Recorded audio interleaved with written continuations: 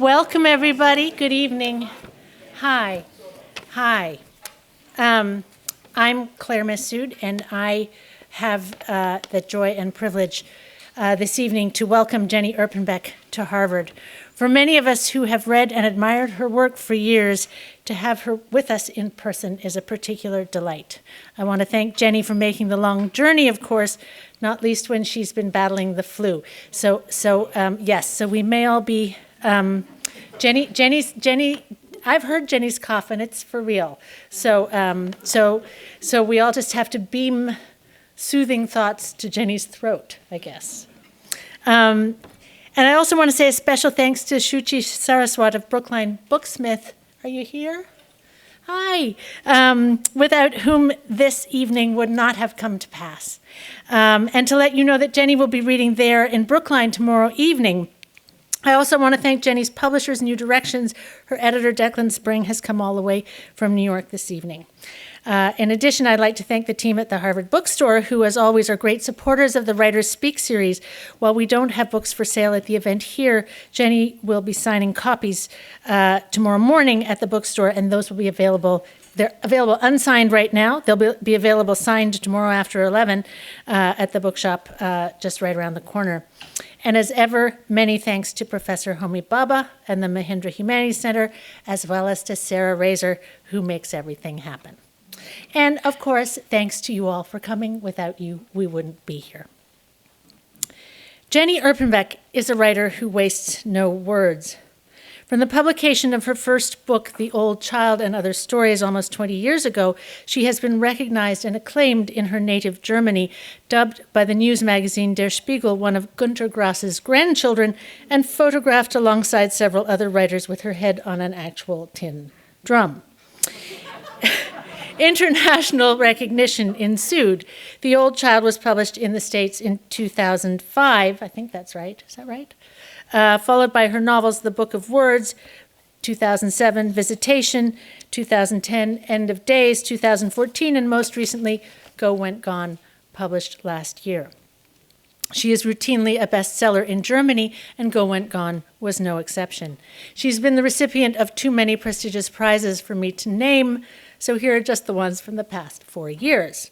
The Hans Fallada Prize, the Independent Foreign Fiction Prize, shared with her longtime translator Susan Bernofsky, the Thomas Mann Prize, the Strega European Prize, and the Order of Merit of the Federal Republic of Germany. As my former tutor at Cambridge might have said with a sardonically raised eyebrow, will that do? When you read Jenny's work, several things are swiftly apparent. She is stylistically original, her prose fiercely vivid, but also taut, even spare. She is frequently formally inventive, and her texts, richly conceived, operate on multiple levels. Two of her books are carefully constructed around conceits. In Visitation, the history of a lake house, and in End of Days, the various possible trajectories of a woman's life through the 20th century. Whatever she chooses to write about, Jenny addresses only the most urgent subjects, whether in the present, as in Go Went Gone, which involves the relationship that develops between a retired classics professor named Richard and a group of African refugees seeking asylum in Germany, or in recent history, as in Visitation or End of Days, both of which trace individual histories through the tumultuous darkness of Germany's 20th century. From the fall of the Austro-Hungarian Empire and the First World War, through interwar privations, to the rise of Hitler and the Holocaust, and then on to the wrenching division of Germany and the bitterness of the Cold War that marked Jenny's own childhood. She was born in 1967. Her books are eventful and dramatic, but never histrionic. They have about them the adamantine precision of authenticity, lived or very carefully researched truth, as assessed by a penetrating intellect. Indeed, there's a neutrality and almost godlike detachment about her narration that makes the most intolerable scenes both utterly immediate and only the more agonizing, as when she writes the murder of a young Jewish girl in Visitation. And I quote, "For 3 years, the girl took piano lessons, but now, while her dead body slides down into the pit, the word piano is taken back from human beings. Now the backflip on the high bar the girl could perform better than her schoolmates is taken back. along with all the motions a swimmer makes. The gesture of seizing hold of a crab is taken back, as well as all the basic knots to be learned for sailing. All these things are taken back into uninventedness. And finally, last of all, the name of the girl herself is taken back, the name no one will ever again call her by, Doris. As Flaubert would have had it, Jenny Erpenbeck is in her work the way God is in nature, everywhere but invisible. She has drawn on her family's histories for inspiration on numerous occasions, but her work is far from autobiographical. She takes her East German legacy as neither a cudgel nor a plaint, but instead as a frame of reference that better enables her to understand the wider world. She has said, "I do believe that East German authors have an experiential advantage from having lived through a period of such radical change. I grew up constantly being reminded that I lived on the poorer side of Germany. Then the whole thing gets turned upside down and you suddenly belong to the wealthier side, but you can't forget. You can't forget what it felt like to be on the other side of history. It allows you to relate differently to other people, especially those for whom things haven't always fallen into their laps." Jenny's East German legacy has never been more relevant than it is today, and we in this current United States should take notice. "People don't tend to believe me," she said in an interview already several years ago, "but our default mode in the East was skepticism towards the government, especially among those who still believed that socialism deserved a better chance. When we read a newspaper, the first question was always, what does that really mean? It gave us a much better training, an alertness to potential manipulation. Sometimes I think that people in the West were much more streamlined, much more easily manipulated with their 100% faith in democracy while remaining largely unquestioning of the economic system." We will, I hope, discuss such broader questions afterwards, among other things, but let us never lose sight of the fact that Jenny's brilliance is to create vital, enduring art rather than news out of what matters most now. As she has said with regard to Go, Went, Gone, "We are living side by side with stories like I grew up with, stories out of the deep experience of trying to survive. In the stories I grew up with, it was Jews trying to survive the fascists. But now, too, we are living with stories that will make history. These are in our own city, in a parallel world just under the surface. And again, people are simply trying to survive." Please join me in welcoming Jenny Erpenbeck.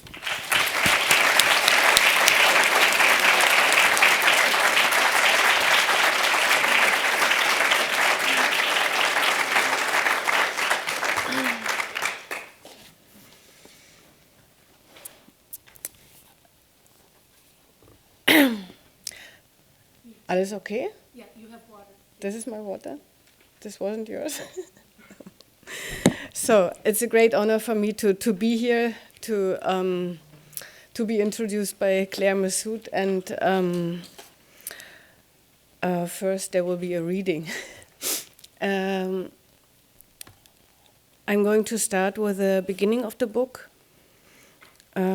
just the first 2.5 pages, and then I read a bit of or some part about a refugee. Perhaps many more years still lie before him, or perhaps only a few. In any case, from now on, Richard will no longer have to get up early to appear at the Institute.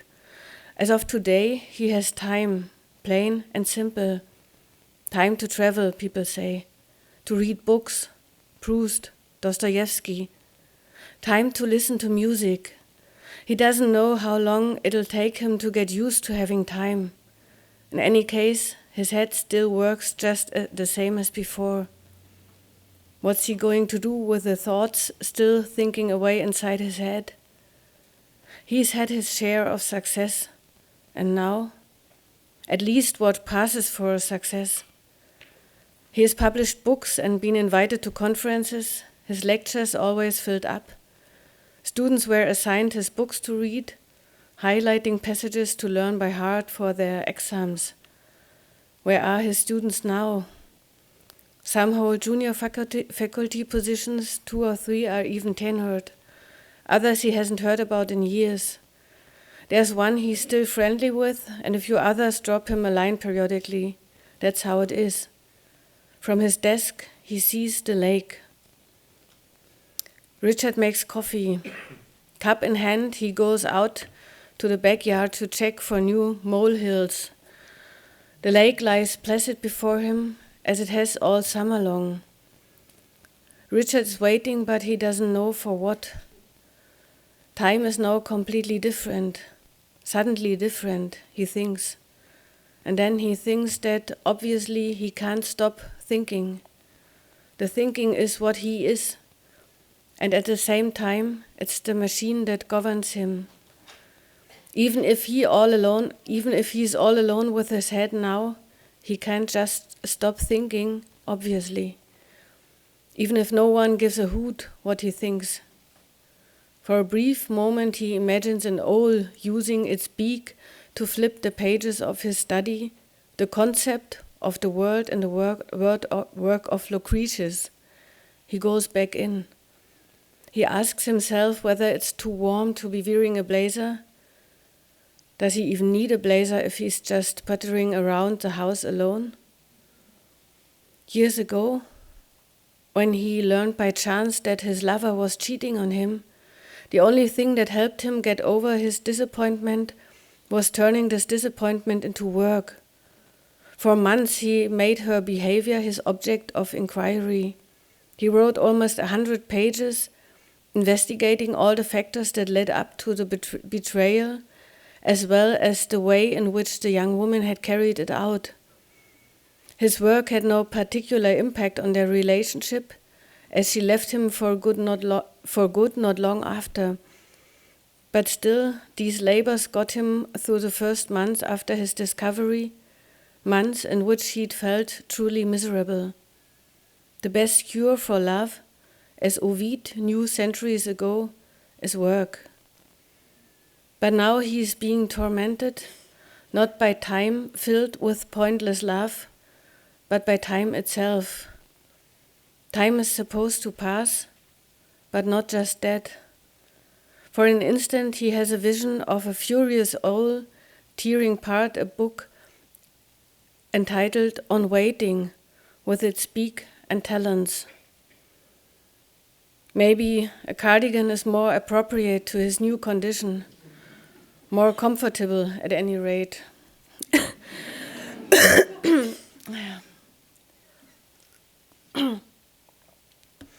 And seeing that he no longer goes out in human society on a daily basis, it's surely no longer necessary for him to shave every single morning.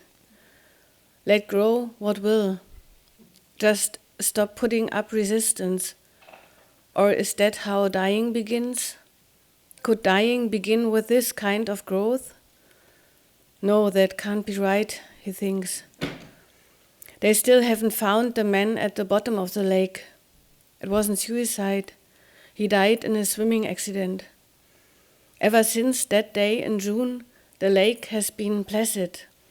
Day after day, it's been perfectly calm. Calm in June, calm in July, and even now, with autumn on the way, it remains calm. No rowboats, no shrieking children, no fishermen. This summer, anyone diving head first off the dock at the public beach could only be an outsider who hasn't heard yet. While this bather is drying off after his swim, a local might address him who's walking her dog, or a bicyclist who dismounts for a moment to ask, "So you don't know?" Richard has never mentioned the accident to an unsuspecting visitor. What would be the point? Why ruin things for someone who's just trying to enjoy the day? Strangers who walk past his garden gate on their outings return just as happy as they came. But he can't avoid seeing the lake when he sits at his desk.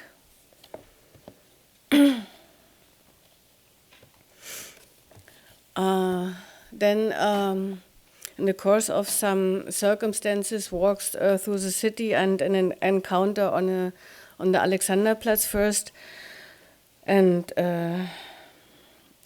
following other things, he starts researching on the issue of refugees and of he's researching about African countries for the first time. What are the capitals of these? And so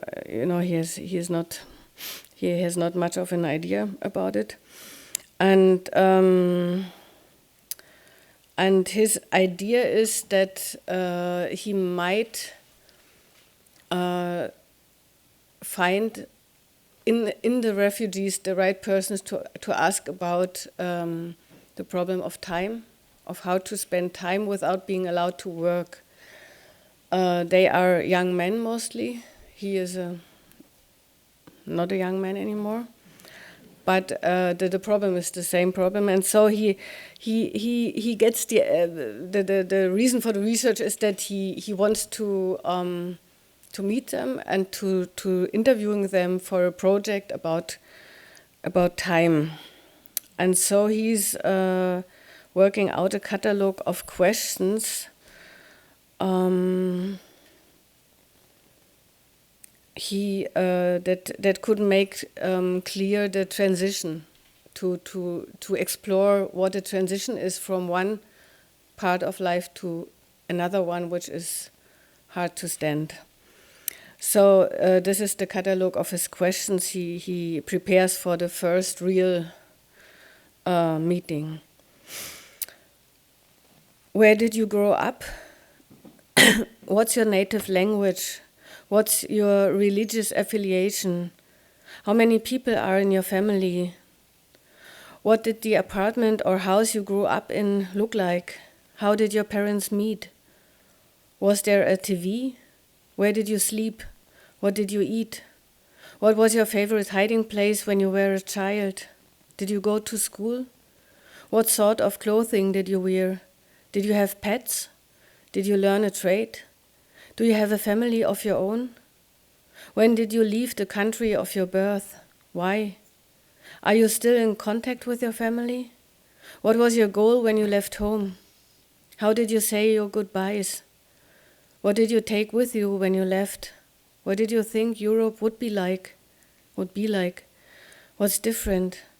How do you spend your days? What do you miss most? What do you wish for? If you had children who were growing up here, what would you tell them about your homeland? Can you imagine growing old here? Where do you want to be buried? So, and now I'm just reading one of the stories he's told by the first refugee he's meeting alone for an interview. So actually he's meeting him in a former house for elderly people in which the refugees were put by the Berlin Senate for a short while. And there he starts with his talks. Awad was born in Ghana. His mother died giving birth to him. Just like Blanche Fleur, Richard thinks, just like the mother of Tristan. The first day of my life, Awad says, is also the day I lost my mother. And your father? Awad doesn't answer. Until the age of 7, he says, he lived with his Nana, his grandmother. Is your grandmother still alive? Have you seen her since then? Do you remember what she looks like? No. When Awad was 7 years old, his father brought him to live in Libya. This grandmother, whose daughter died giving birth to her first child, whose grandson learned to speak from her and was washed by her every evening before going to bed, standing on a board so that the hot earth wouldn't burn his feet. This now very old and possibly even deceased woman tries to fight her way out of the memory-free zone surrounding her grandson, fight her way into the world of all that can be told, But she doesn't succeed. Her grandson calls her Nana, as all Ghanaian grandmothers are called, and beyond that she has no name. She remains trapped in this lower stratum and silently sinks back down again. What will the man in the lake do when the lake freezes over soon? Did you ever go back to Ghana? No, never. His father worked in Tripoli as a driver for an oil company. Awad was sent to school. They lived alone in an 8-room house.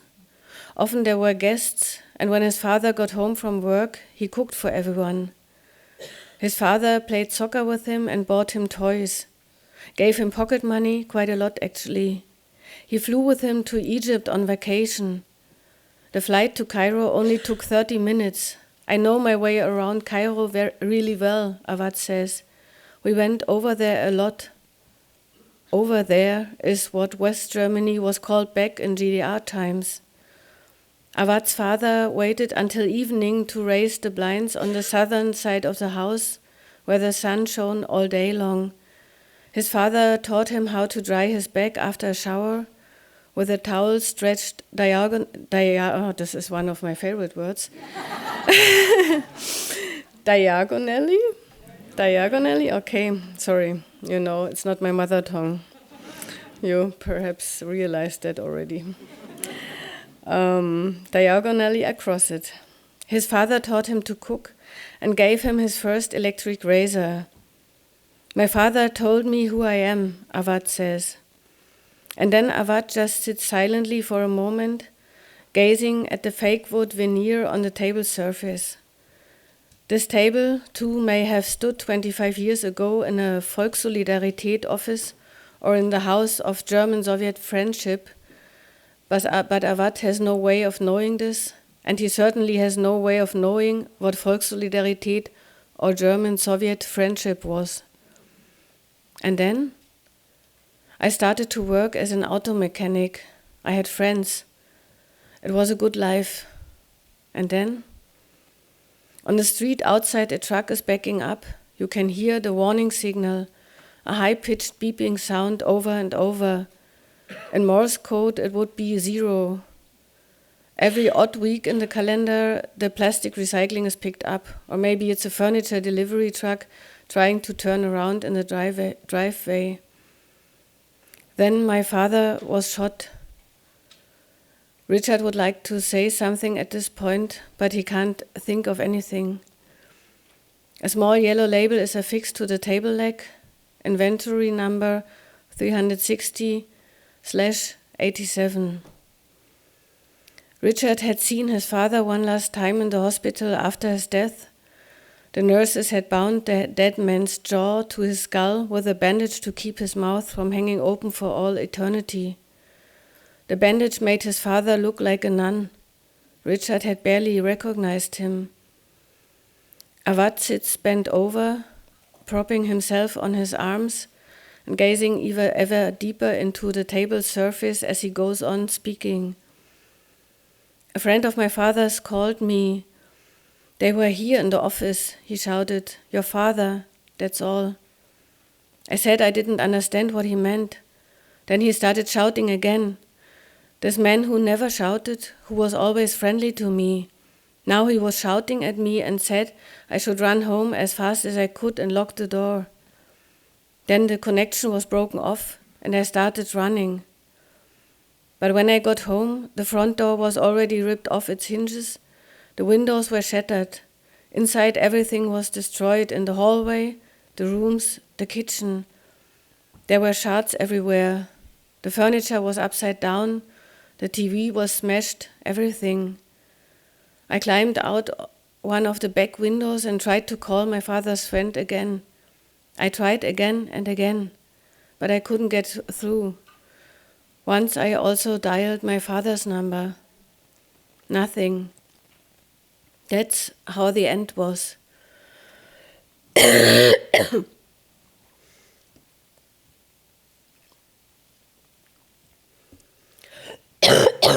Sorry, I'm a bit sick too.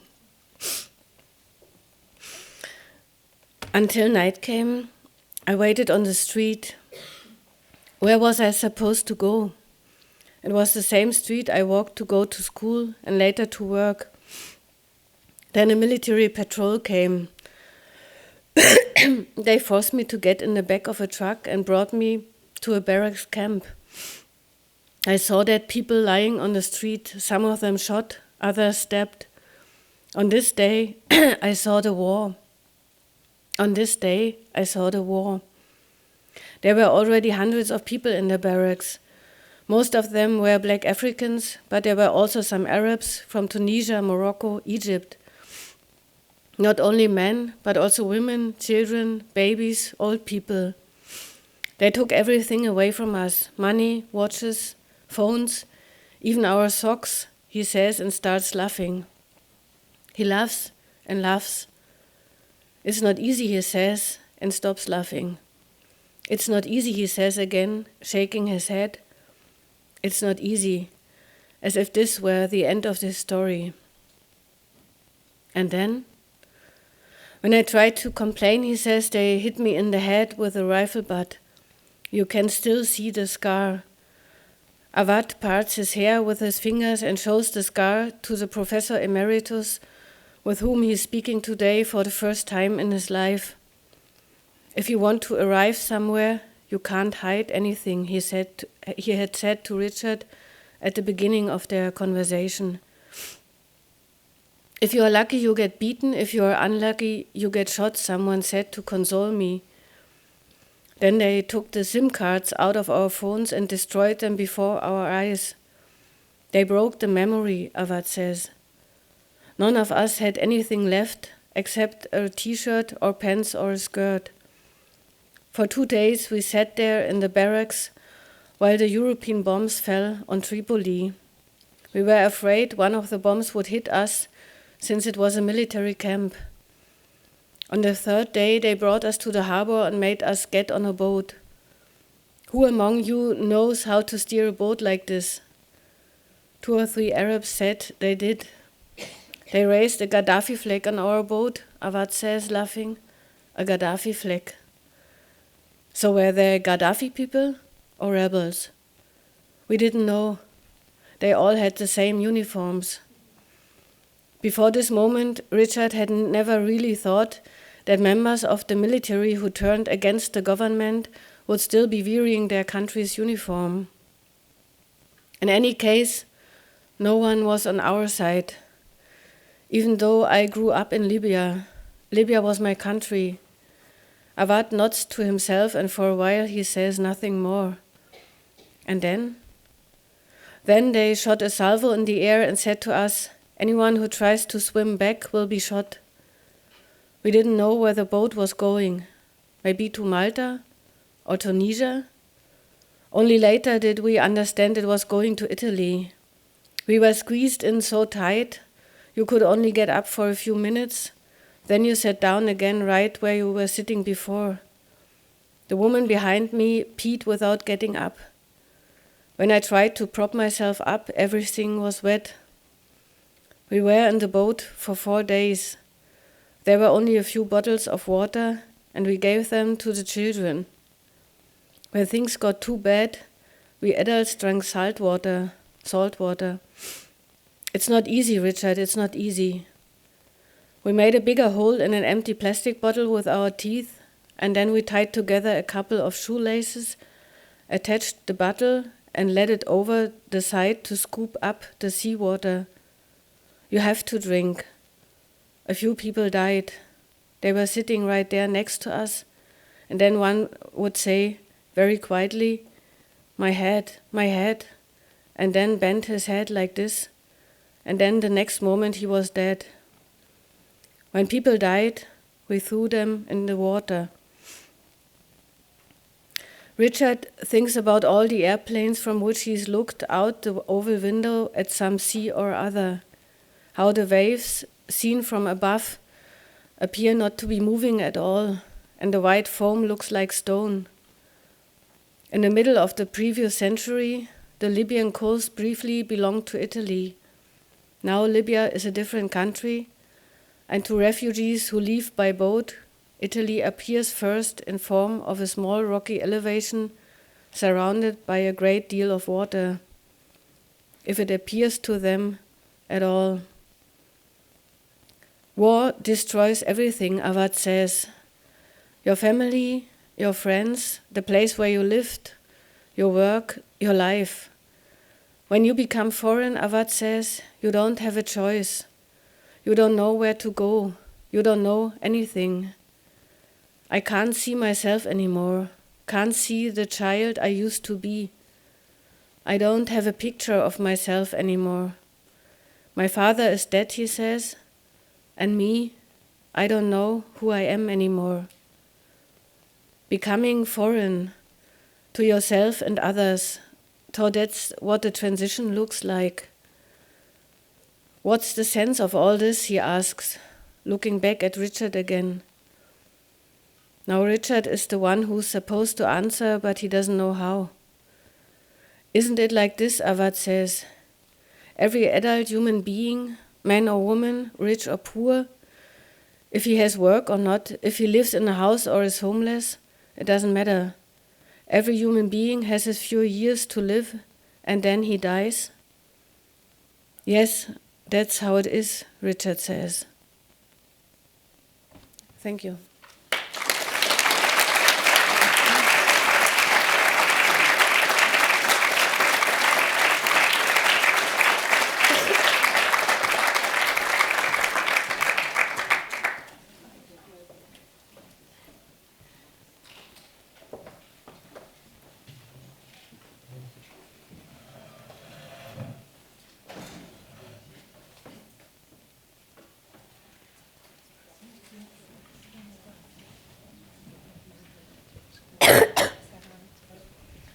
Now you can hear us? Everybody can hear us? Me too? Yeah? Okay, Yeah. good. Let's hope. Can you hear Jenny? No. Also ich sag noch mal was, ich spreche jetzt mal Deutsch zur Probe, also Deutsch hört sich so an. Ich freue mich, dass ich hier bin. Hören Sie mich? Nein. Ja, ja, das ist, aha, I see. Mhm. Tja, perhaps too You'll have far to talk away into from your my... chin.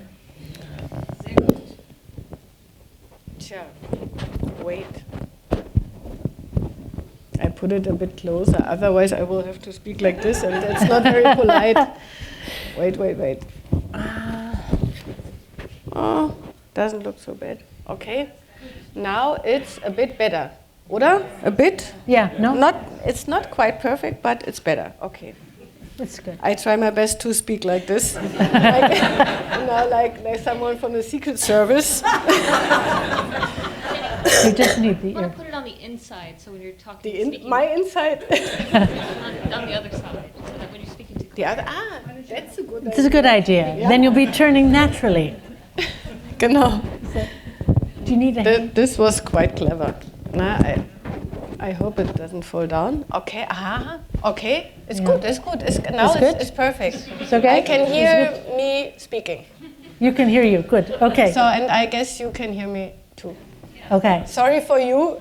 You know, it's not unpolite to this side, but the micro is here. Microphone. Thank you for that wonderful reading. And maybe that's as there are so many things to talk about. Maybe that's as good a place. What story is as good a place as any to start, perhaps. And to ask you, I know you did a lot of research for this book. How did this book come to be? What was the germ of it? Where did it start? And how did you embark on discovering and telling, these stories, and how fictionalized are they, and all of those questions. But where did the book come from? Let's start there. Actually the reason for starting was I was about to write another book in autumn 2013, and there was one of the first big accidents when one of those refugee boats capsized and hundreds of people drowned. And the next day I opened the German newspapers, and I thought they would write something like That's a real tragedy, of course. And they wrote a bit like this, but only a bit.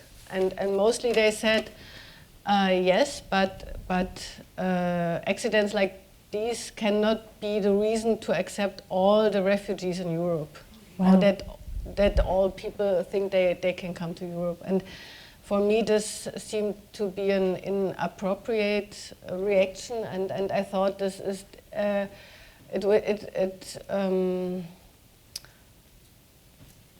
it shocked me because it made so clear that the value of life is so different. That the value of a life of a refugee is much less, or is considered to be much less than lives in Europe or in the world we know. Okay. We could speak about the term we too, but we don't do so now.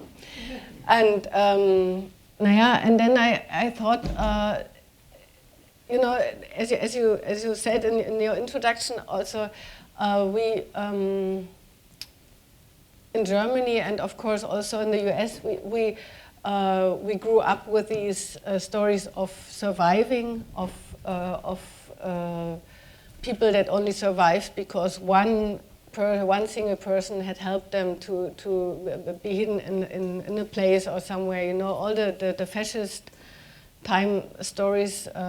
These were the stories that made my education, and so I thought there's not much of a difference, especially this chapter I have read. I was told the story by a refugee. And this story reminded me of many stories about, for instance, the trains in which the Jews were brought to the concentration camps. It's not much of a difference in suffering during a transport.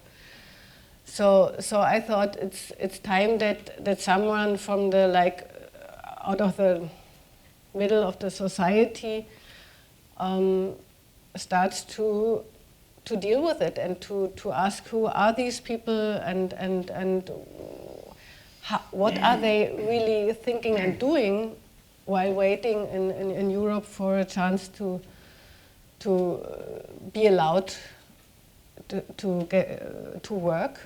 The main problem is that they are not allowed to work, not that they don't want to work, but that they are not allowed.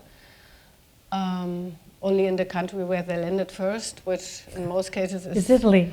Is Italy, is Greece, or is Spain, and we all know that these are not the countries with the strongest economy. And in Germany we are lacking people, but we don't want to have these refugees because they are not well educated enough in most of the cases, and somehow there is no idea of giving them some years for perhaps learning something, which would, okay, we come to this perhaps later. So I thought, okay, I put aside the book I already had started, and then I thought, okay, I just start. And then I went. So did you know right away, when you read that article in the paper and you thought, what then must we do? Was your first thought, I must, like Richard, go and find out who these people are and what's going on, or was your first thought, I must write a novel? What was the second word? I must write a novel. Yeah, my idea was I must write a novel. So I could also give German lessons, but I thought I should do what you do, what I like to do, and what I'm here for. Perhaps, I don't know. Whatever, you never know. Only in the end. But and then I went into the middle of things. I just started to make contact to a group of refugees. They had been living in tents for 2 years by then, on a square in Berlin, in the middle of Berlin. And this was where I first met them, and So, sorry, and this would be 2013 or 2014? this was 2014. So first, as Richard, I did some reading and researching, and then you know, it's like you cannot imagine how far it is, even if it's in your own city, to make a contact or to just appear and say hello. I'm going to write a novel, or something like that, which really seems to be a completely stupid sentence in this surrounding, and the refugees, they had been object to films, documentary films or short interviews before, or like sometimes journalists would pass by and write an article or something like that. They knew that there are some people also interested in their affairs, but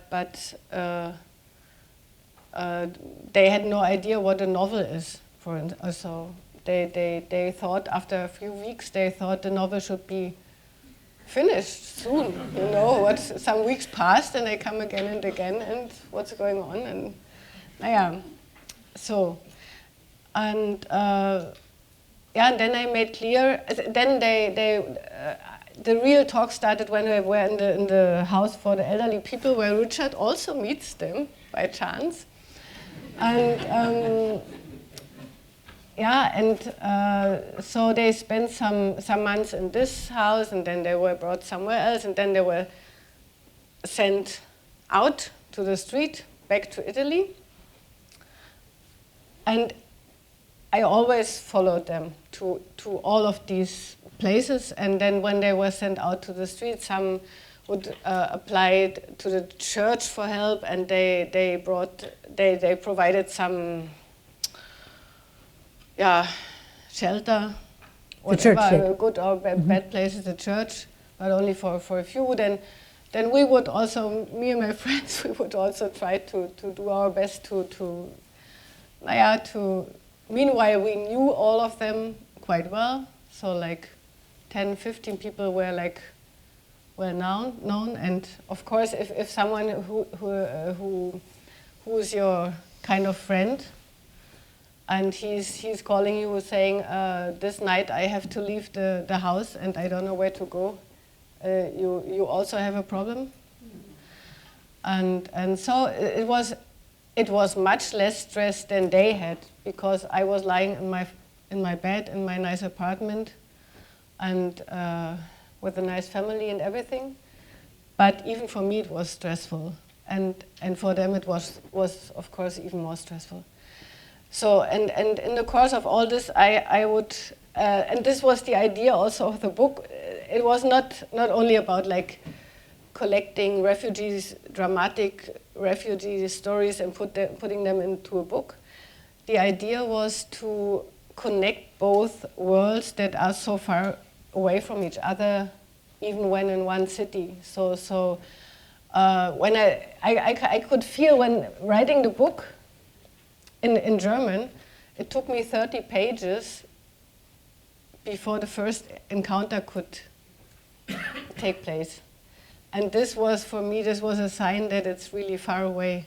So 30 pages just for a first encounter of the main characters, you know, it's long. I was writing, and writing is always, you don't know how long the way will be. You just start, and you see it takes time. It cannot be like this. And then, in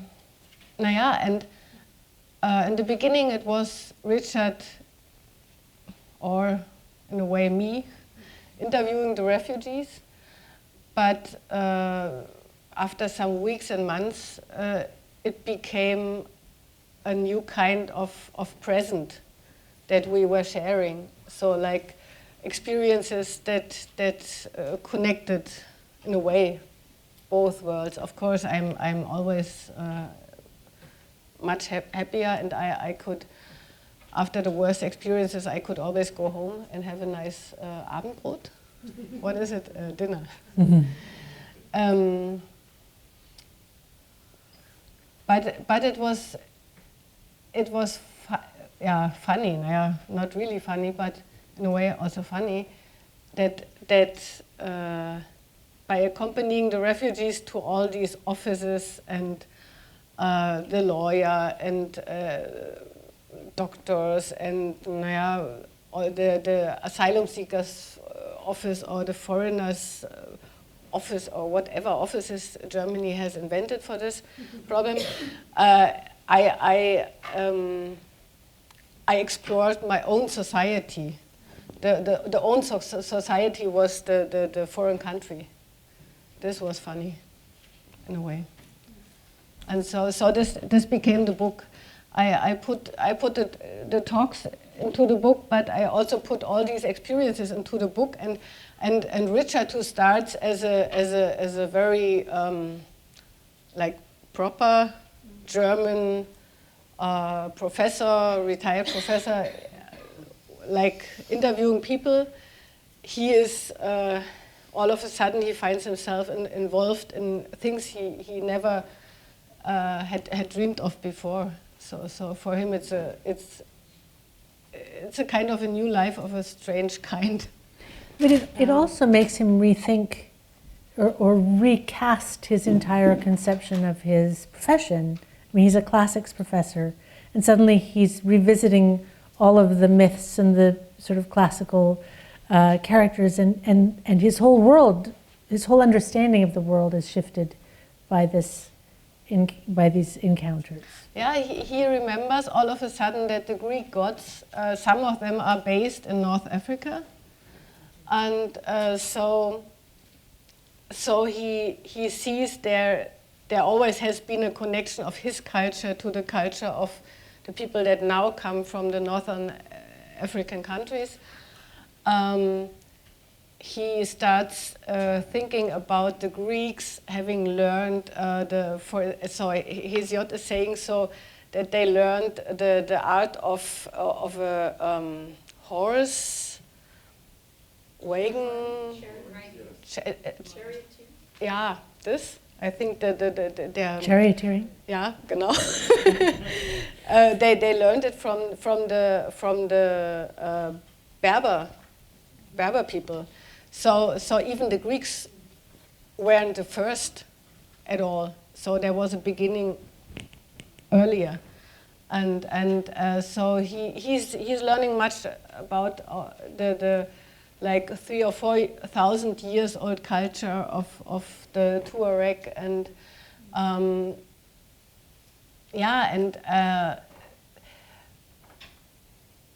just some weeks ago I was in Morocco and I saw a map, and perhaps you know this map by Idrisu from the 10th century, also 1000, around 1000. He has made a map which has not the north on top but the south on top, which is really good to see for our point of view. And this is a bit like what Richard is experiencing in the book. So like South Africa is on top, and Europe is somewhere on the bottom.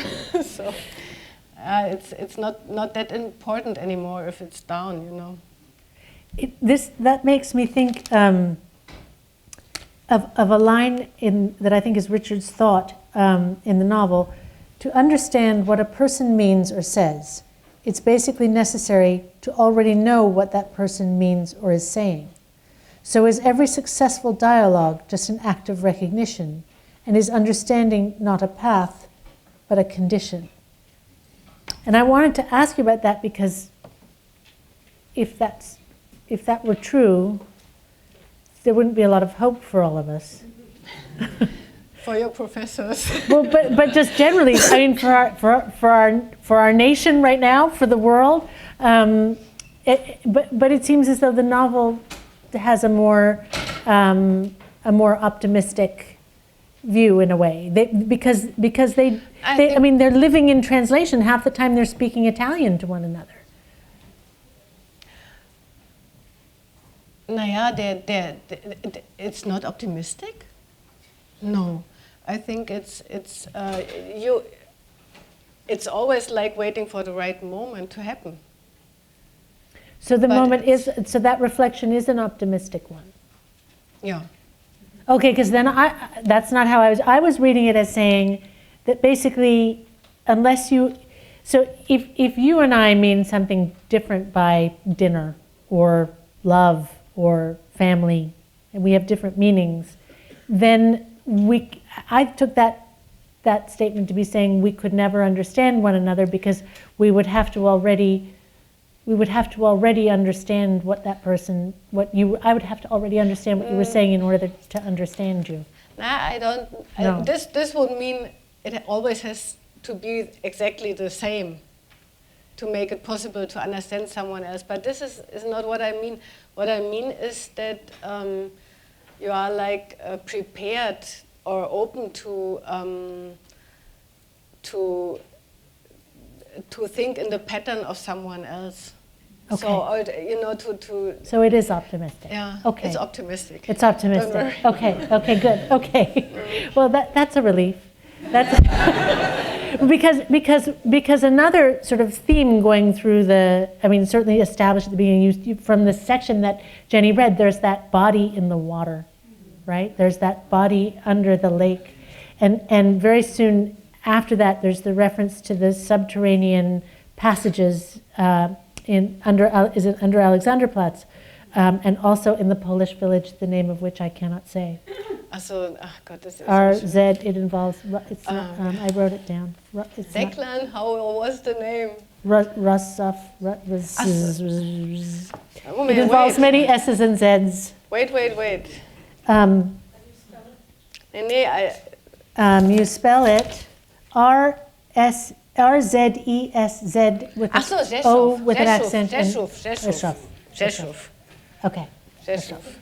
So, but he thinks about that the Rzeszów, like underneath Alexanderplatz, there are somebody calls to us from afar. There are from underneath the lake. There are the vestiges of pre-existing towns, really, sort of subterranean towns, where people have taken refuge in difficult times. But what abides for this reader is the sense of the world under the world, this world under the surface, and then the question is how you have access to it, and whether just listening is enough. Is listening enough?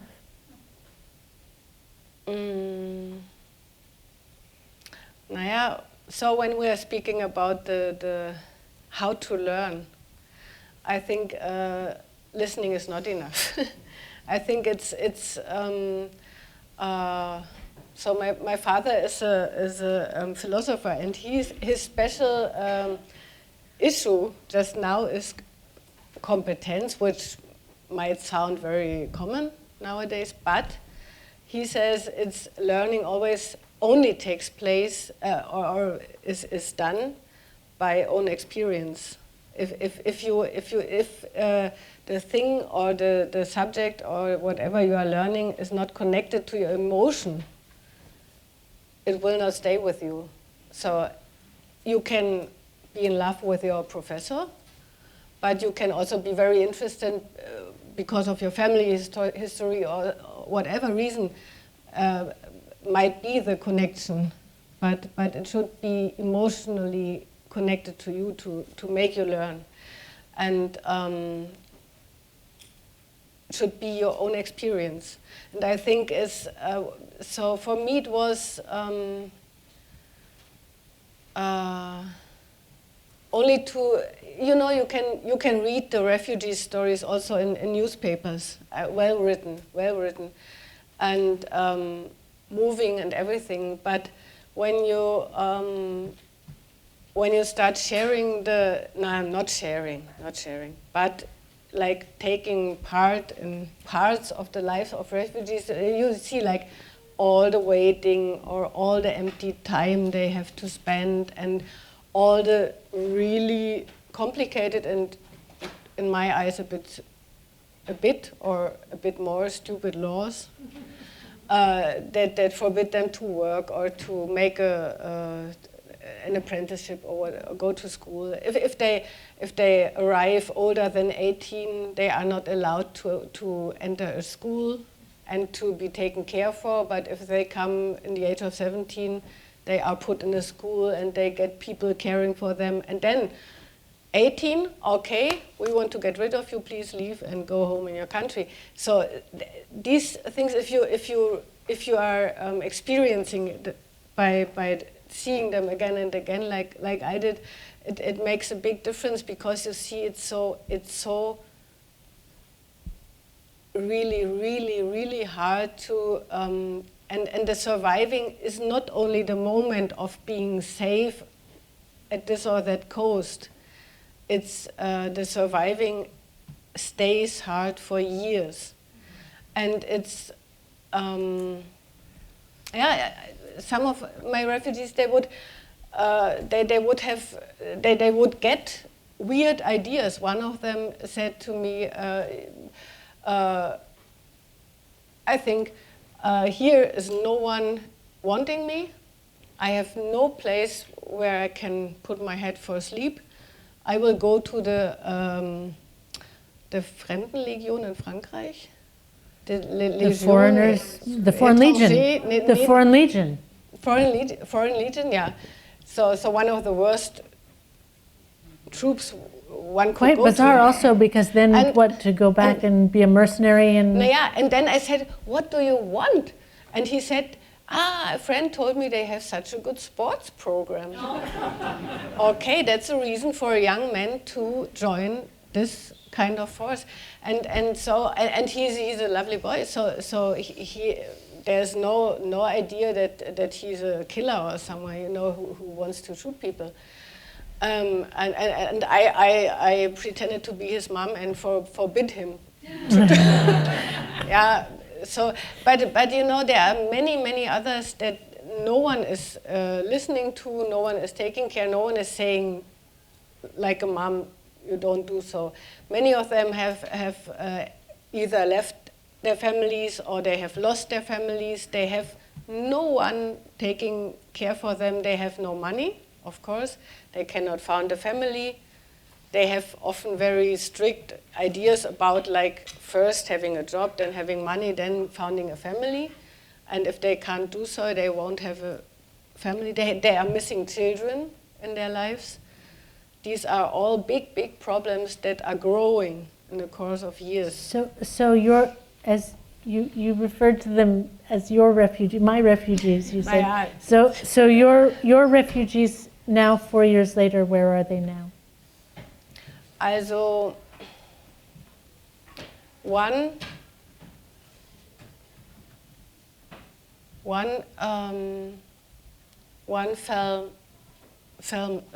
became mad, and he I think he ended I don't know, but he's in a psychiatry in Italy, but I couldn't find out where exactly and how he is, because I'm not a family member and I'm not given information about it, so I guess he's still there. And his father didn't send the papers for him that he could be returned to his home country, because his father has the opinion that it will be better for him in Europe. So this is one of the. So he's institutionalized in Italy. And he, and he.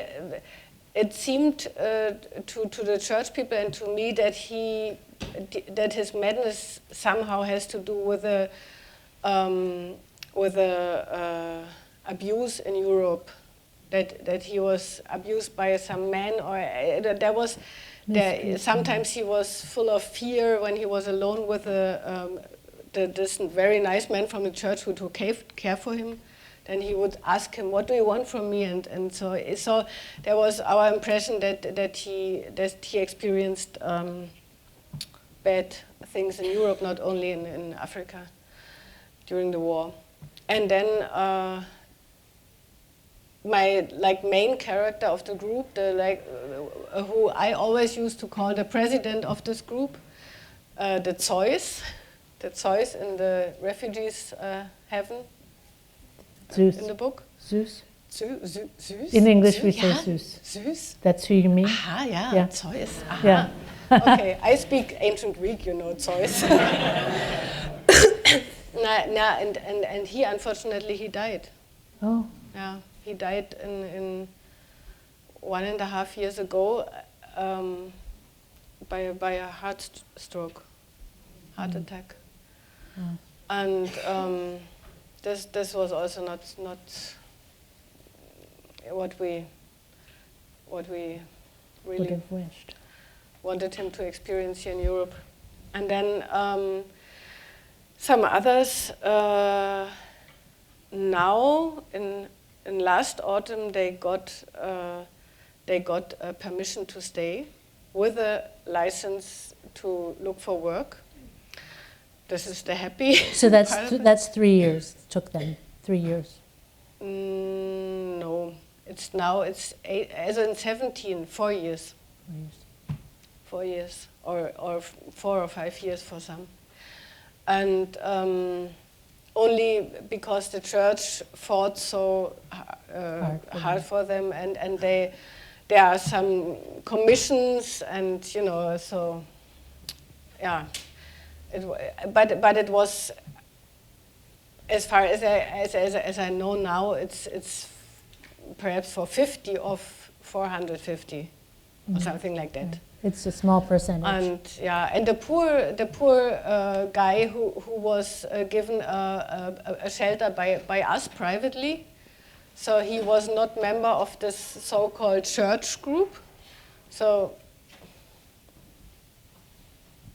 he will never ever get a document. Oh, really?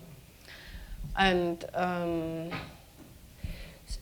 so on and so on. And one got here, Avad. He got a kind of it's called Duldung in Germany. This means that he is allowed to stay, but only because of his bad mental health condition, his being traumatized. So it's like saying, we don't want you here and you are not really allowed to work. And the foreigners office can always say no to whatever offer he gets. He has to apply with the offer, and they can say no, and they don't tell the reasons, and then he goes to the next job And applies, and they say and no. takes the offer, and the asylum seekers foreigners office says no, and so on and so on. So this is we organized a nice apartment for him, and there he's just sitting. He's hanging out. So But he's okay, but there's not much of a perspective. And for instance, this is one of the stupid things. It's nice to give someone who has got a health problem, of whatever kind, to give him the permission to stay. But of course, you can wait for years that this person will become well again. If you are saying the next thing we will do as soon as you are well again is sending you back home. Right, is deport you. This doesn't make sense. There's one alcoholic who got, it's so funny. The German system is really, it's nice in a way, but so the alcoholic got a permission to stay because he's ill with his being an alcoholic. But of course they can wait for 100 years to Right, he has not much incentive to kick to the stop habit. him drinking. under these circumstances. Right. Well, it's a recurring line from the book about dead men on holiday. That's citing it's citing was he a French communist, or was he a German communist who was being He's a French name. who was being who was arrested and sentenced to death, and who described his fellow communists and himself as dead men on holiday. And that's an analogy in the book to the situation of the refugees who have lost, what's the difference between dying on the boat and living afterwards? This rift between your former life and everything that you knew, and this stateless, contextless situation that you, and of uncertainty that you live in. I mean, it is. I want to. I mean, there's so much to discuss in terms of the reality of the situation. I also want to talk, though, about your about the making of art about this situation, and whether it was a different experience than writing your other books. Whether structurally you approached it in a different way, whether you were able to write about it while you were also dealing with people in their lives, or whether you had to step back from that and have some distance from the work you were doing with the refugees in order to write about it. Naja, the luxury of waiting for the distance, I didn't have. You didn't have. Yeah, but as a writer, you always have a bit of a difference. Distance.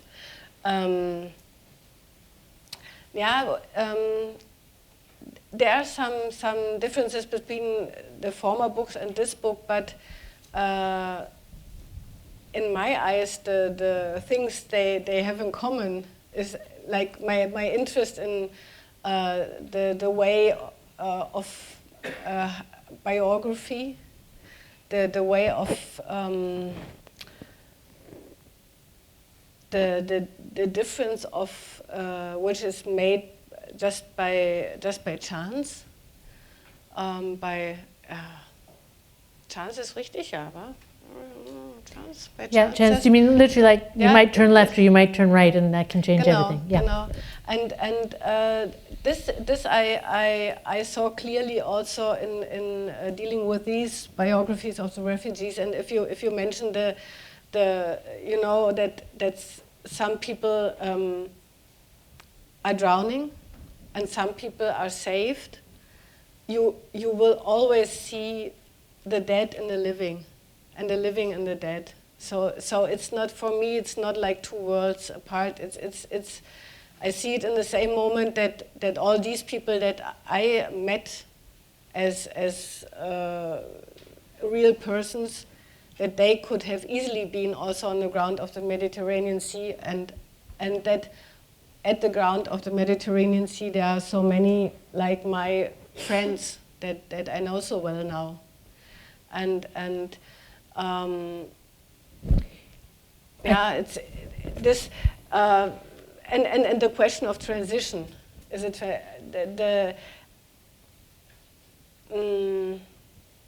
perhaps I will never understand what a transition is and how it happens, because it's you know, one is living a normal life in Libya, for instance, and then he's crossing the Mediterranean Sea, and then he is someone else, but he is still himself or herself. So he keeps something with him or with her, which makes his identity, but he loses so many things that also are part of his identity that it's very hard to say who he is. This was one of the main points Awad made clear for me, and it's worth talking to people that have so much life experience, because it's this I only understood when I talked to him, that you are not only losing your country or your family, which is bad enough, you are also losing yourself and your, you know, the system in which you make sense. And this is a problem. And if there is no new structure you can start with, it will be very, very hard to build you anew from all the tiny things around. You are, yeah. As you wrote in your book, the puzzle. Yes, well, it's all the pieces that go pieces of the puzzle. Yes, that go together to make you who you are. There are so many things that come to mind, and so many stories. And I mean, I feel the case of the refugees is an extreme one. It is an extreme case of that situation, but of course it's true. I mean, in this country where almost everyone comes from somewhere else, if not in the first generation, you know, than before, it's an ongoing. It's less radical a rupture, but it's an ongoing complication of how do you you know, how do you communicate, or can you communicate what is beneath the surface? Does it matter? And I think often, you know, the novel ends with Richard saying, I can't, I look at the surface, I realize, because I can't bear, I wrote the line down.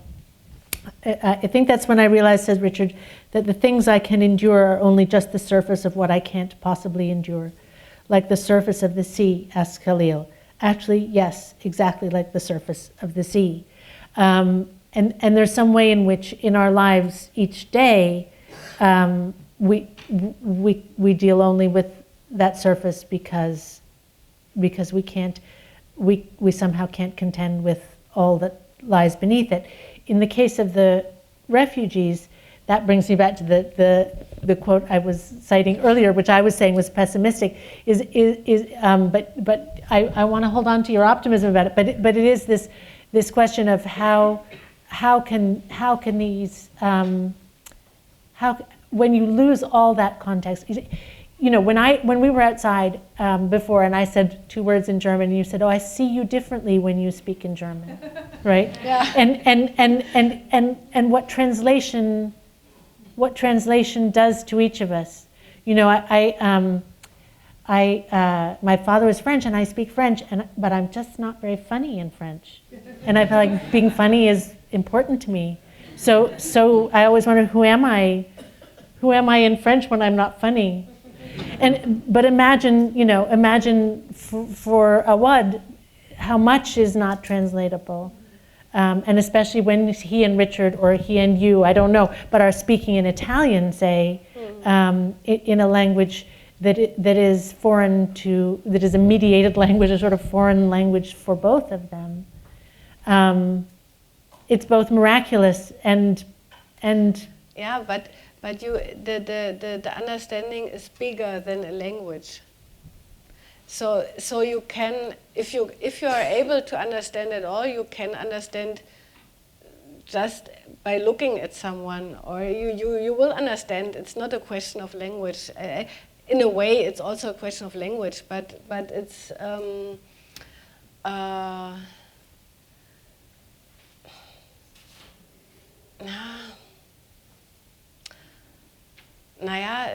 you know, there are these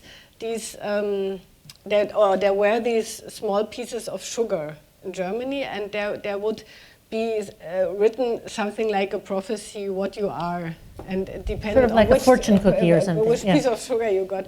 And I got a piece of sugar, and there was written, you are a good mediator.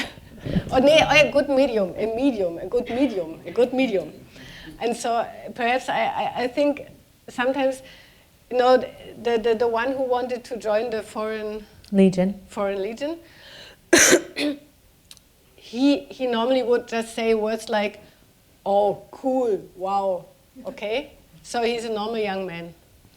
But yeah, but I can see behind this. I can see behind, and sometimes, and yeah, also by language, but somehow he told me his life story, and then he was very serious. And then there was a moment when he got his birth certificate, and for the first time he saw the names of his parents. Mm-hmm. He never knew his parents. And this was like, he doesn't need to tell me a story. He just comes with his birth certificate, showing me the names of her parents, saying, "And look, I'm a year younger than I thought." Like this.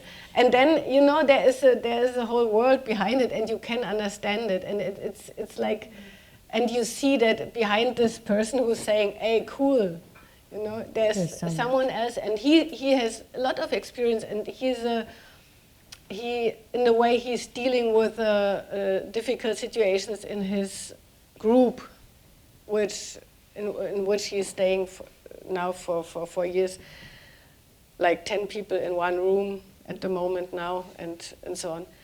And you could see that he's, in a way, he's wise, but not in terms of language. Not in terms of language, and that's good.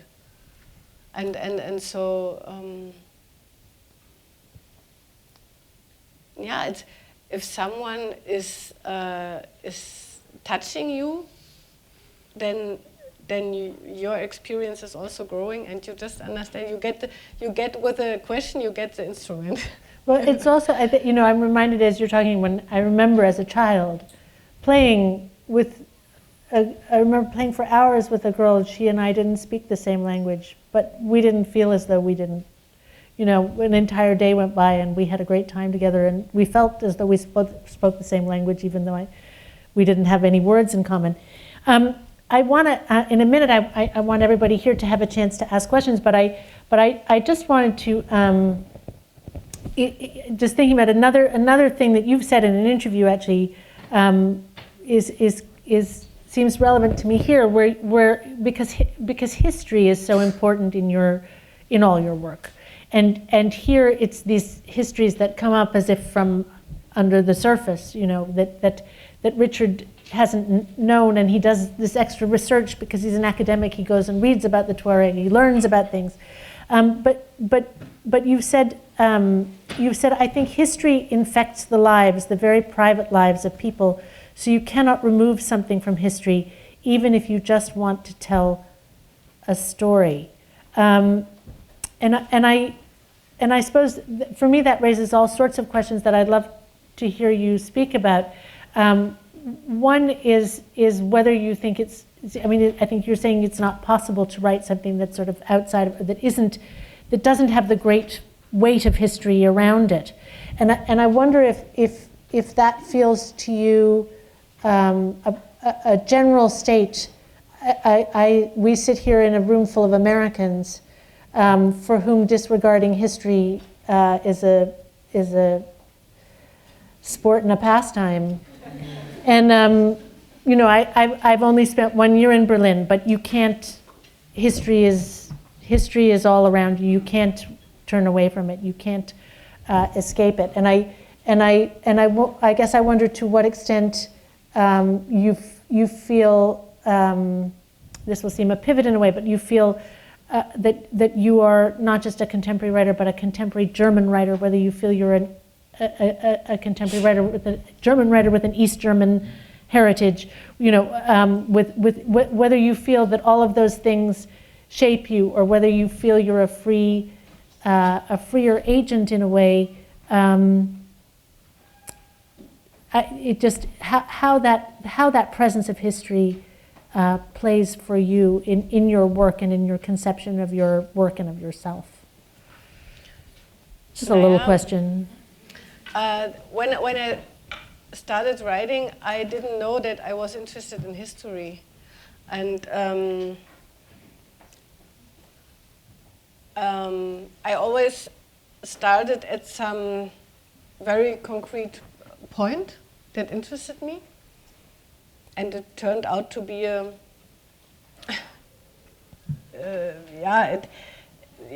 as you said, I ended up in the middle of the European or German history, and this might also be because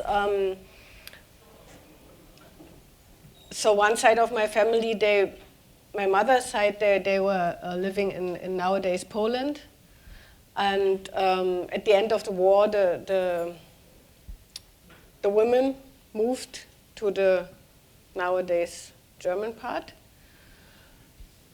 and my grandmother,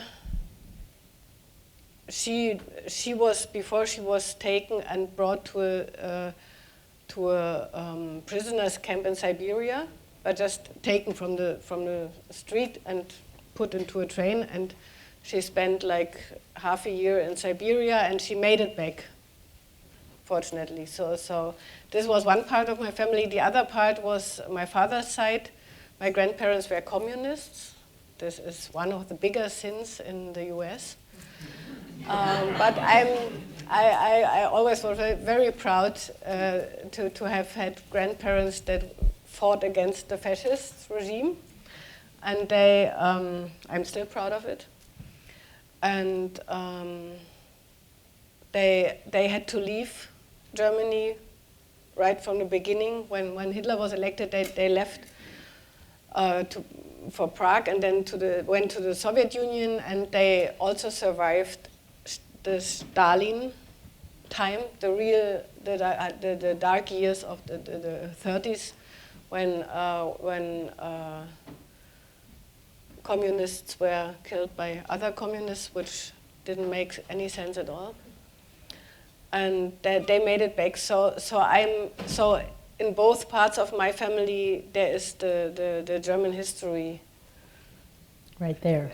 Right there. So even if I would like to avoid these stories, I couldn't, because there are stories of leaving things behind, of only taking one suitcase, and the question how to save the children and who will make it back and how, and also the question of surviving. My father was born in the emigration, and not many babies survived this time, so it was always the luck that made us, and yeah. So this is, as it turned out, this is part of my life too. And do you feel in some way, do you feel at all, these are obviously personal stories, but do you feel it in some way a sort of responsibility as a German writer to tell certain stories or to fill in certain gaps in the sort of literary history, or do you feel you're part of a community or chorus of writers, or? Also, I must confess, the only responsibility I feel is to write what interests me. So this, I think it's, if I'm lucky, someone else is also interested in it. And seems like we are. Yeah, but it's the main thing for me is that there's something that is interesting enough to need time to think about, and the writing is a way to deal with it and to like build a complex what is it, entity of things that are working together in a sense that perhaps no one expected. So also the end of days, or I think it's the most interesting thing is to change the perspective again and again and again, and not to put your attention only to the things in the middle, like that someone is politically engaged and he's suffering or whatever.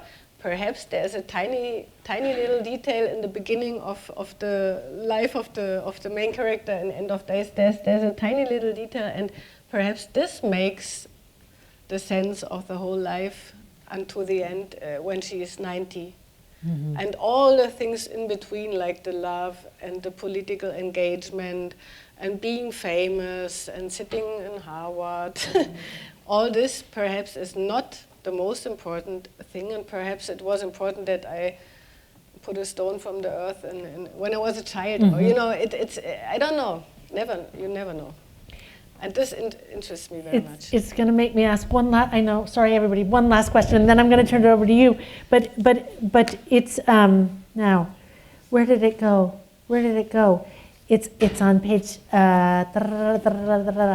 It's where he says page 16. And this, it's just, I want to ask you about the balance between, as writers, we deal in the matter of sort of chairs and tables and cups of coffee and underwear, and then also somehow in the matter of the metaphysical or the existential questions or the great themes of history. He says, He says, I'm just going to read you guys a little bit. He slices onions for the salad. He's been slicing onions all his life, but just recently he saw in a cookbook the best way to hold the onion to keep it from sliding out from under the knife. There's an ideal form for everything, not just in matters of work and art, but also for the most mundane, ordinary things. When it comes down to it, he thinks, we probably spend our entire lives just trying to attain this form. And when you've finally achieved it in a few different areas, you get wiped off the planet. So, again, I feel you're going to tell me that's an optimistic statement, and I'm going to believe you. But I just wanted to ask you about navigating, because you really are tackling. I mean, you have a very complex sense of form. You have a complex sense of the use of metaphor. You're writing novels that in each case involve chopping onions or moving stools or wearing coats or whatever it is, but are also about these much bigger themes. And I just wanted to ask you how consciously you have to strike that balance, or whether it's intuitive, whether it just comes naturally, or whether there's something you could impart to the audience about how you go about it. Naja, it's a bit, also mostly I just write, and it just comes as it comes. But sometimes I remember complaining to my husband, saying, oh, today, now it's really enough. I wrote too much plot. I have to get rid of this writing plot. It's enough. And it's so boring, and it's so banal, so okay. But of course, sometimes it needs a book needs a kind of people doing something, or like entering the room before they can speak at least, or whatever. Bernhard was pretty good at having people do very little, right? You can have a whole book where somebody opens the door and goes in a room, and that's it. Naja, but there were other days when I would complain about the opposite, saying, oh God, there was too much philosophy. I can't stand the philosophy anymore, and this is really boring, and it's a novel, and I have to stop it. So it's a mixture of both, and I think it's always good to come back to, like, first to have a good imagination, but to leave out everything which is not really necessary. So I was studying theater in the beginning, and we learned that every scene that is not necessary can be cut. So all my novels are also a cut version of a theater play, so to say. So I only leave inside what I really need, because all others things are boring and are slowing the whole thing, and it's not good. And it's yeah. So do you write longer and then cut, or you just cut as you go? It's dispensable. I cut in my head. That's very efficient. That's great. Also, this is my thickest book. In Germany, it's a bit bigger. And I like to cut. And I don't want to be bored. I'm my first reader, and if I get bored, something is wrong.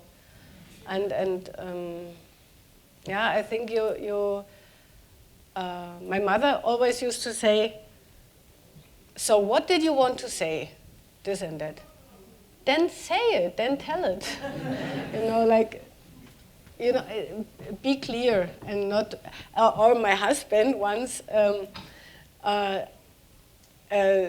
he's Austrian, sometimes he's in Austria.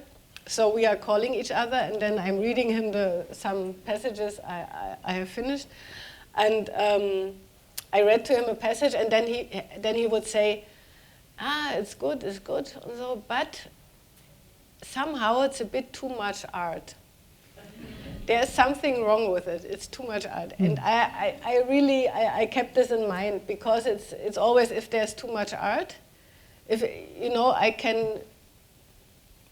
I'm happy, I can do a lot if I want to, but I shouldn't. You know, if it's not necessary, you shouldn't, you know, just tell the people what you want to tell, and that's it. As a friend of mine says, state your needs and move to closure. Not quite, but thank you. So now maybe it's time, if you guys would like to come to the microphones, if people have questions, by all means come and ask away.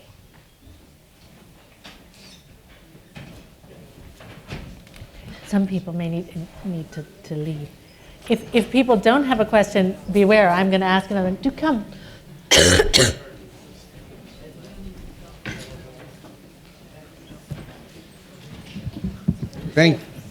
Sorry? Thank you very much. A number of things came to my mind, and amongst them, I wanted to know, first of all, what do you think the Germans learnt from the Nazi period? What do you think the lessons of the Nazi period were for this particular refugee moment, where, and this is a question I was asked on Munich television, so I'm asking you now how to answer it. I don't think I did a good job, but I was asked this in Munich. So what do you think that experience has done? Because looking at the situation from America or the Gulf or many other countries other than the African countries, we think that the Germans have done better than most in this way. They've the whole hospitality to the refugees is problematic, but I think that there was something that they learned deeply about minorities. Doesn't mean that it's disseminated through the country, but the fact that Germany stands out in Europe says something to me about that past history, given the history that you also talked about, and how it might have created a change now, despite the absurdities of the law that you mentioned. So that's the first question I wanted to ask you. The other one goes from the other side, which is that you have very carefully shown in the book, but also in this conversation, how in order to be able to empathize, the issue is not simply about translation and language. It's about a kind of existential or phenomenological empathy, that somebody shows you something small and you see what's behind it. How can that be communicated to people who are anti-refugees? What work must be done to create that? What institutions must be put in place? You talked about the church. What other kind, and that is an institutional moment, what other kinds of things do you think society must do to be able to create this unspoken, not necessarily accurately translated relationship of coexistence? Okay, these are really A few small, light questions. The first question, I would say that it's true. The Germans seem to have learned a lot from what their ancestors did wrong. Some 50, 60, 70 years now, a bit more, 70 years ago. The problem was that somehow it was left to the private people to be solved. And of course, things that are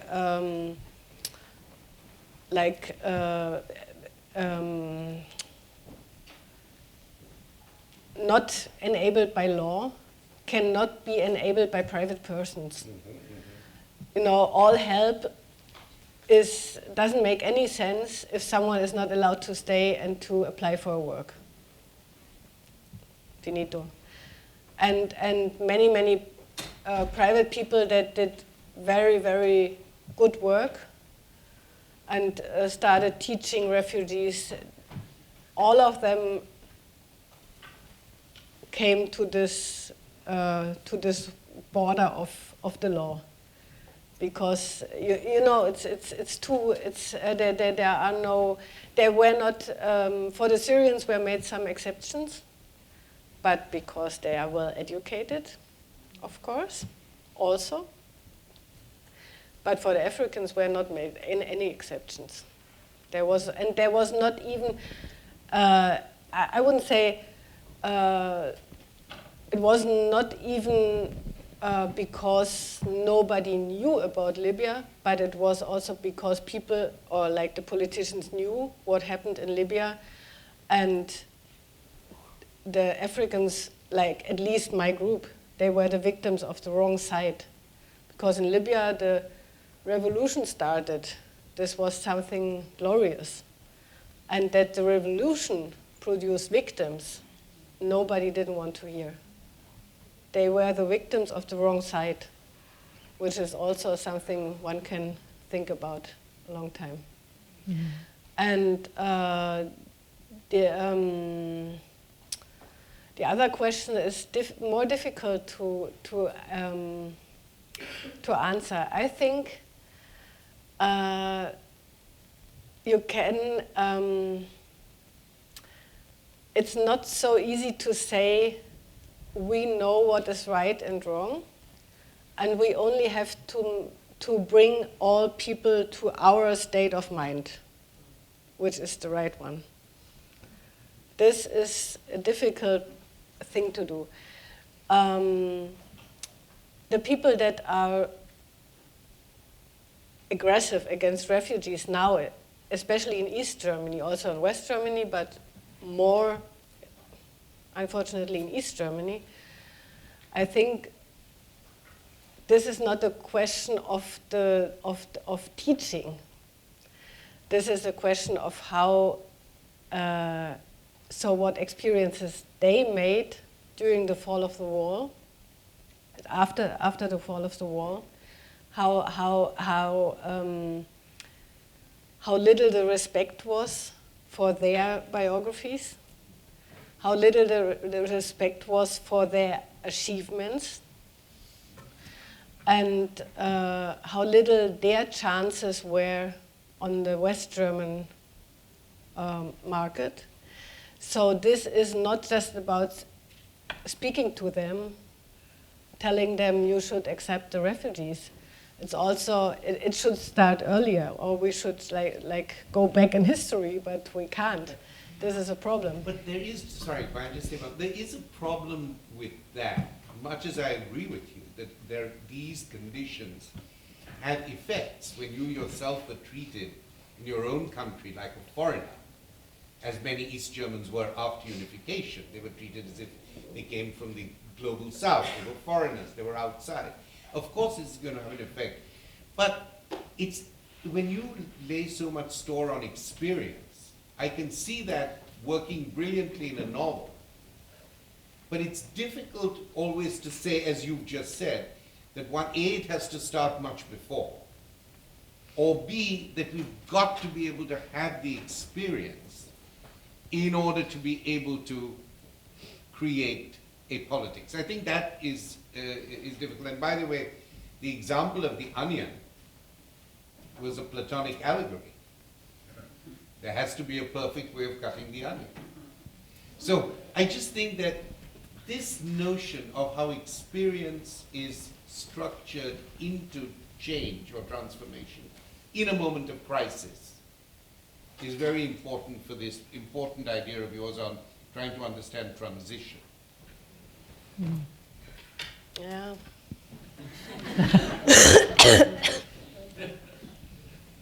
It's difficult. It's the difficult thing is that if you have 100 people that make the same experience, they will behave themselves in 100 different ways afterwards. Correct. And this is also, for Richard, or as it is for me, the experience of having been somehow like a stranger after the fall of the wall, this turned me into someone who feels empathy for people that are strange somewhere.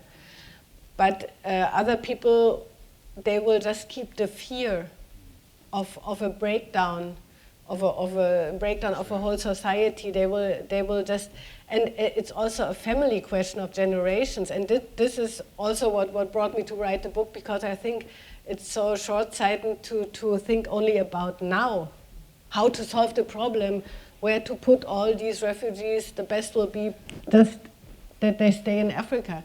It's a problem of generations, of the next 3 and 4 and 5 generations, as I can see from my family history. And it's also how the experience is communicated within the families. So if someone lost his job after the fall of the wall, he will have been full of like disappointment about the West and his hopes, and he perhaps he was happy in the first moment, and then he was the idiot in the end. And he will communicate this experience to his children, to his grandchildren, and there will be a hatred like kept alive, just in the families. And this is very hard. For instance, there was never ever, in a way I was happy about it, but in a way I was also disappointed, there was never ever a Nazi in one of my readings. And I really had a lot of readings in Germany, and there was no one to really discuss against me, which was in a way a relief, but it was also a pity that there is not even a talk. Thank you. Yeah. You're speaking, one of the things that really moves me about the book is that Richard is from GDR. And you're speaking now to what's on my mind, which is that dynamic between the East European who's swallowed up in a larger Germany, and that matter of displacement, internal displacement, that I think is a part of that history of yours and of his. I mean, even the things that the refugees go through, sitting in offices for hours, or the wasted time. And I myself lived in a post-communist country in those days for a long time, and was a psychotherapist there. And there were such vestiges, even after the change of regime, of the earlier regime. So if there's just more that you want to say about that dynamic between the East European story and the immigration story, I would be interested. I think the problem was that there were many good people in the GDR, in East Germany, that were hoping in the first moments of the so-called peaceful revolution and so on, that they even started this peaceful revolution in order to have a way of founding a GDR that where the right people are in the right places. So to get rid of the old and old-fashioned and rigid government, and to have their own new system in a better way. The problem was that there was no time. The West said, okay, we will accept you. Sorry. Now the medication It's wearing off. is stopping. Yeah. And then there was the reunification of two countries, of which one had 40 years of a completely different history. And until now, the problem is not solved. I'm sorry. I think we have perhaps, I'm sorry, and I know you have a question too, I apologize. Thank you, Jenny, very much. Would you like that, Lawson?